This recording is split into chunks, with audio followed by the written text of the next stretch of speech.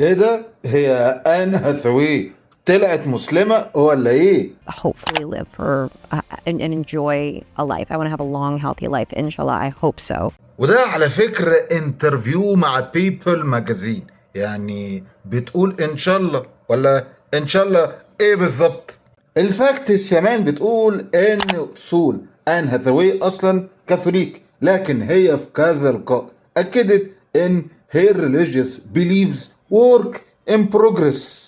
فما اعتقدش ان الموضوع ليه علاقة بديانتها كمسلمة، انما جايز اكتر كتير ان هي تبقى جو ممثلين، يعني خاصة انها اكيد هتبقى بتروج للفيلم الجديد اللي نازل في السينما، ذا ديفل ويرز برادا الجزء التاني، ومع مين؟ ميرل ستريب. ولا تعتقد ان الورك اون بروجرس قلب وبقت فعلا مسلمة؟